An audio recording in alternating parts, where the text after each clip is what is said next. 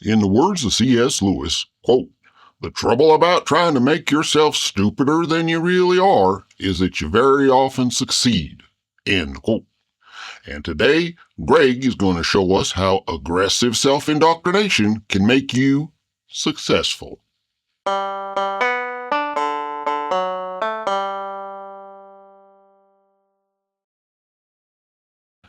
Hey there, folks. Bertram the Barely Bearable Atheist here, continuing our series on Greg Koukl's book, Tactics. We're starting on Chapter 17, entitled Inside Out.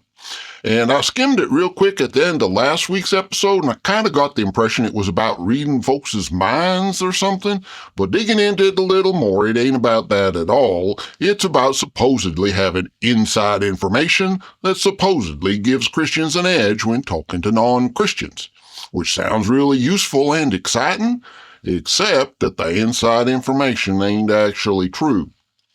Greg's so-called inside information is actually just Christian indoctrination, acting like them drugs that make you feel invincible when you's actually just intoxicated. And Greg is loving it. There's so much wrong here that I doubt we'll get very far in this chapter today, but it's a great opportunity to take a deep dive into how Christian indoctrination deceives believers and interferes with their ability to understand reality. So it's definitely going to be worth the time. Greg starts off with a feel-good story about a time when he made a bunch of folks feel bad. Well, Greg feels good about it anyways. Quote, "Years back, I lectured to a capacity crowd at the University of California at Berkeley. I made the case against moral relativism simply by pointing out how every day of our lives we each encounter and ultimately violate genuine deep morality." End quote. And I kind of love how he made sure to mention that it was a capacity crowd. He don't specify whether he was speaking in a stadium with tens of thousands of seats or a classroom with a few dozen, but he definitely wants us to know that however big it was full. But let's move on to the feel-bad part of the story. Quote, "This discovery, I noted to the audience, had explanatory power since it accounts for something else we all know, the personal feelings of guilt each of us experiences. Then I asked the question that I pose frequently to groups like that. Why do we all feel guilty? I added, maybe guilt is just a cultural construction, but here's another possibility. Maybe we feel guilty because we are guilty." Simba, what have you done? End quote. This notion of universal guilt is one of the most toxic and manipulative things that Christianity does. Inappropriate feelings of guilt is a problem that far too many folks suffer from, and for Greg to exploit that to advance his own personal religious agenda is both irresponsible and unscrupulous. But let's talk about guilt and guilty feelings for a minute. The first question we should ask is whether feelings of guilt is a reliable indicator of actual guilt. And of course, the answer is no. Anytime folks is suffering due to circumstances beyond their control, it's fairly common for some of them to internalize their suffering as a feeling of guilt. After all, if you did something to deserve suffering, that implies you has a choice not to do that again, so you won't have to repeat the suffering later on. And that's a lot less terrifying than admitting to yourself that bad things can happen at any time beyond your control. Also, therapists will tell you that a lot of kids feel guilty when their parents gets divorced, as if they was the reason their parents couldn't get along. And folks who survives deadly disasters sometimes experiences feelings of guilt as if they did something wrong by surviving when other folks died. Folks in general who feels powerless and has low self-esteem is often prone to feel guilty even without any specific thing to feel guilty about. They's internalizing fears and insecurities, and it ain't healthy. Especially when someone like Greg or an abusive boyfriend comes along and tells them that they feel guilty because they are guilty. Meanwhile, people who should feel guilty, like Greg exploiting people's weaknesses to advance his personal religious agenda, often don't feel guilty about it at all. Donald Trump and Elon Musk is downright gleeful about all the stuff they's doing right now. They certainly don't feel guilty.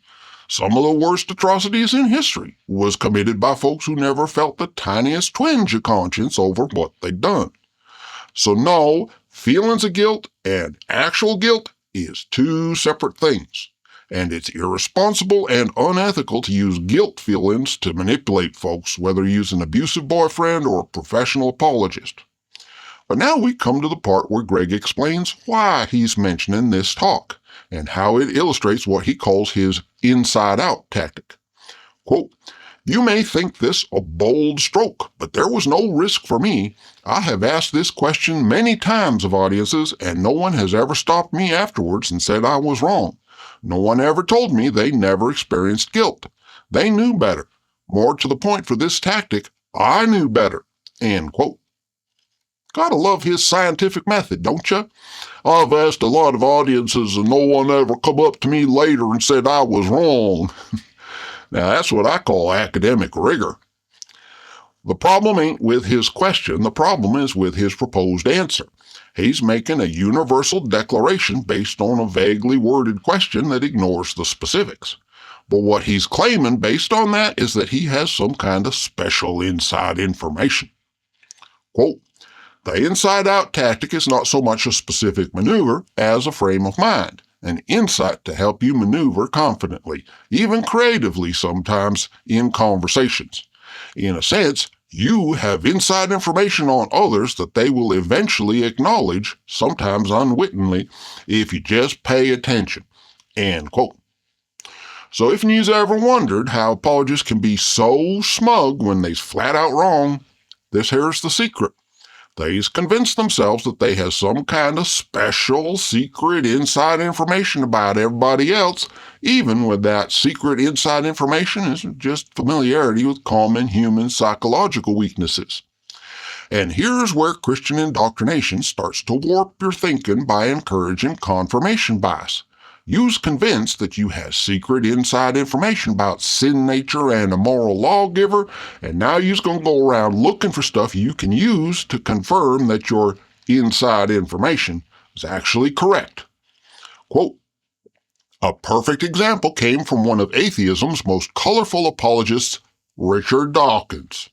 According to his naturalistic worldview, morality is just a relativistic trick of evolution to get our selfish genes into the next generation. Yet in another work, he railed against the God of the Old Testament as a vindictive, bloodthirsty, homophobic, racist, genocidal, sadomasochistic, malevolent bully." End quote. And the fact is, anybody can sit down with a copy of the Old Testament and document that each and every one of those charges is actually true. And Greg don't want to try and deny all that because it's a huge rabbit hole that's going to test his ability to think up post hoc rationalizations, so he'd rather change the subject. Greg wants us to think that Dawkins somehow knows deep down that there's an invisible moral authority who has to exist in order to define what it means to be vindictive, bloodthirsty, homophobic, racist, and all the rest. But that ain't the case at all. Human behaviors defines what them things is, and the consequences of those behaviors is how we know they's bad. But Greg can't see that. His mind is so steeped in the notion that moral law has to come from God that he can't rightly understand what morality even is. Morality is just our accumulated experience as a species in how to get along with one another. As mortal, material beings, we care about getting along with one another because that affects our own quality of life. But getting along with each other is a communal process. Can't no one person dictate what's going to work and what ain't. We all learn together from experience. And when Dawkins talks about selfish genes, okay, he's being a bit poetic, but he's got the gist of it right. Societies where folks get along with each other is going to be more prosperous and successful, and over the long term, they's going to have a bigger impact on future generations than societies that self-destruct because folks is always squabbling and fighting and feuding with one another. And what Christianity does is to take what we had learned as of thousands of years ago, fossilizes it into a rigid set of commandments, and then claims that the way we got them commandments was some invisible moral lawgiver bestowing his decrees upon us. And that benefits the religion, but it's terrible for society because it prevents any further progress based on our collective experience since those days. Greg's so-called inside information is false information sabotaged by superstition and polluted by prejudice. Not only does it work against the idea that we all ought to get along, it rejects the idea that we even want to try and get along. Harassing and abusing folks just for being different in harmless ways, that's antisocial and destructive, and yet Greg holds it up as if it was some kind of moral virtue. And then he preempts any criticism of his so-called morality by setting up a false dichotomy where you either submit to his moral standards or confess to having no moral standards at all.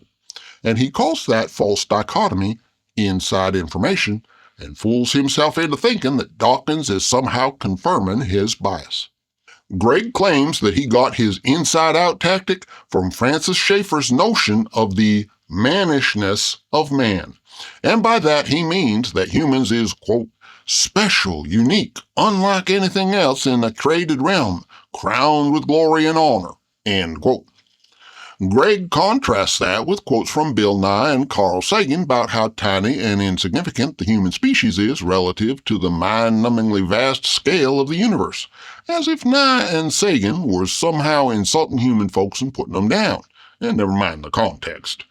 Greg wants us to think that skeptics and atheists has a very low opinion of you and me, which, is kind of the thing that abusive folks does.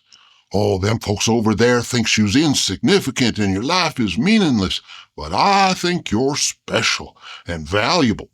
In other words, poisoning your relationship with other folks to get you to commit exclusively to him. And Greg expands on that idea. Quote, at the core of our beings lies a mark, an imprint of God himself, not on us as if foreign and attached, but in us as a natural feature built into our natures. This mark is part of what makes us what we are, who we are. We would not be humans without it, but only creatures. Because of this mark, we are not kin to apes, we are kin to the God who made us for himself. End quote. So notice the alternatives Greg's laying out here. If in Christianity is true, humans is special, supreme, kin to God himself. But if in Christianity is false, then humans ain't even human. They's just critters and kin to apes. See, this is how abusers trick vulnerable folks into committing exclusively to them. If and you can convince someone that their life only has meaning when they's committed to you, you've gained a major hold over their mind. And that's the kind of goal Greg is shooting for here. He's writing primarily for believers, but he wants to be sure that they's firmly in the grip of this twisted notion that they ain't got no value or even identity without this invisible mark that God supposedly gives them. And of course, this is a false dichotomy in the sense that it ain't even a dichotomy. There's no contradiction between being human and being an ape any more than there's a conflict between being human and being a mammal, or being human and being a tetrapod, or whatever. Humans is humans with or without any imaginary mark to make them special. And by the way, Greg said kin to apes, but that's incorrect. Humans is members of the ape clade, just like they's mammals and vertebrates and tetrapods and so on. I'm not sure why Greg thinks this would somehow diminish the value of being a human, but whatever. Naturally, since this supposed mark of God is a value add for Christianity, Greg cranks the salesmanship up to 11. Oh. In a very real sense, then, you have never met an ordinary person. Because of the mark of God within our souls, we are each extraordinary in a way that no disfigurement, physical or moral, can ever change. No circumstance can ever alter, no thief can ever steal. It is God's forever gift to humanity, his image on our being. End quote. Which is basically an emperor's new clothes argument. Here's this mark, and it's so fine, and it's so precious, and only the truly spiritual folks can see it. But it's definitely there, and it definitely has tremendous worth and meaning to human lives, even though you can't actually see it. Only your superior spiritual spidey sense lets you know that it's there. But trust us, it really, really, really, really is there. And notice, Greg says this mark is something no physical or moral disfigurement can ever change. In other words, even if you're a sinner, you still bear the mark and image of a holy God. Which, hang on a second, that means that every time somebody goes to hell, God is sending his own image into eternal torment. Now that's something, ain't it? God's image, so corrupt and irredeemable that it deserves to suffer the eternal agony of the lake of fire? I mean, at least in the case of most folks, since the Bible makes it clear that only a tiny remnant of human beings will actually be saved. Now, does that make any sense at all? I mean, yes, it does make sense if Christianity's just a myth. After all, when folks makes up imaginary stories, there's inevitably going to be problems keeping the stories consistent. When you got one story about what horrible, evil, awful sinners humans is, and another story about how humans is wonderful and unique and infinitely valuable, there's bound to be some conflicts. But Greg don't see no conflicts here, thanks to the magic of compartmentalized thinking. Right now, he's in the made in God's image compartment, and he's going all out. Quote, because we all live in God's world and are all made in God's image, there are things all people know that are embedded deep within their hearts, profound things about our world and about ourselves, even though we deny them or our worldviews disqualify them. That which is known about God, Paul wrote, is evident within them, for God made it evident to them. Romans 1:19, emphasis added. That which is already on the inside, put there by God himself, eventually shows itself on the outside in actions, in language, and in convictions. Our mannishness cannot be suppressed. End quote. So not only does Christianity give Christians special magical insight into the so-called truth about mankind, it also dictates what everybody else is thinking, and never mind what the rest of us actually thinks we're thinking. This is kind of the ultimate in solipsistic Christian self-indoctrination. Believers retreat into a self-contained epistemological bubble that's impervious to whatever skeptics and atheists says about what they actually believe. We may think we don't believe in God, but the Christian knows that deep down, God has made his existence evident to us. All the Christian has to do is declare victory and move on. But, of course, there's lots of problems with this approach. First of all, it only works to convince the believer of what they already believe. The rest of us knows firsthand by direct experience that Romans 1 is just plain wrong, especially in the case of folks like me who used to believe in God and subsequently discovered that it was all a myth. So Romans 1 is a defensive strategy, a retreat into an invincible fantasy that rejects the facts and insulates the believer from reality. And here's the thing. It's in the Bible itself. If and none other than the Apostle Paul himself found it necessary to deny reality in order to preserve his own faith, that's a pretty powerful indictment of Christianity's evangelical bankruptcy. What's more, Romans 1 brings the problem of divine hiddenness front and center. If and they was really an almighty loving God who wanted us to have faith in him so's we could be saved, he'd just show up in real life where we could all see him. The fact that he don't do that is a major piece of evidence supporting the conclusion that all Christians has is stories about God and not an actual God himself. So apologists falls all over themselves thinking up reasons why God can't and or shouldn't make his existence evident to the rest of us. And some folks find them arguments convincing, but the problem is them arguments contradict Romans 1. It cannot be simultaneously true that God has made his existence evident to us and that there's some compelling reason preventing him from making his existence evident to us. If in Romans 1 was true, God wouldn't have any excuse for hiding. And if there's some compelling reason preventing God from making his existence known, then Romans 1 is lying.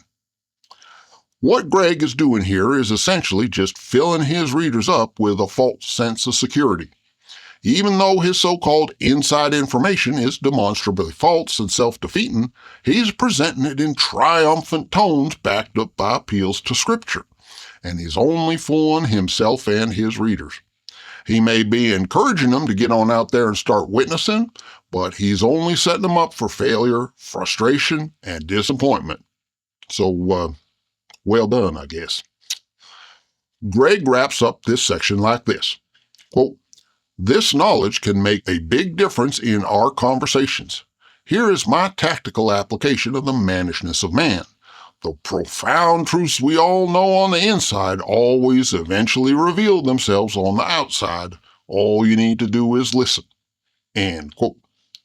In other words, whenever you's having a conversation with a non-believer, pack lots of confirmation bias and be ready to jump to conclusions at a moment's notice. This kind of secret information ain't backed up by any kind of rigorous peer-reviewed research, so you's going to have to work extra hard at trying to make it sound plausible in order to convince yourself that what you believe is actually true. And Greg's here to cheer you on while you do it. This is self-indoctrination. Greg is making simplistic promises that sound easy and create the expectation that this evangelism work ought to be easy stuff since it's all supposedly true. And by repeating stuff like this to yourself over and over, you condition yourself to look only for Christian answers and to reject skeptical concerns. And that locks you into the Christian worldview, which, after all, is the whole point of Greg's ministry. And the sad thing is, it's all a waste. Folks don't need some kind of magical, mystical, miraculous mark to give them human worth and value. That's all just part of what it means to be human. And they definitely don't need some kind of universal guilt to turn their human worth into some kind of vile and disgusting defect that can only be cleansed by buying what the religious folks is selling. That's just a scam. Be yourself, live your life, and learn to get along with those around you. You don't need any God for any of that, and in fact, a lot of the time, you'll be better off without one. My life got a lot better once I let go of mine. Life's just too short to waste on imaginary tyrants. And I'm sure there's more that could be said, but that's going to about do it for me for today.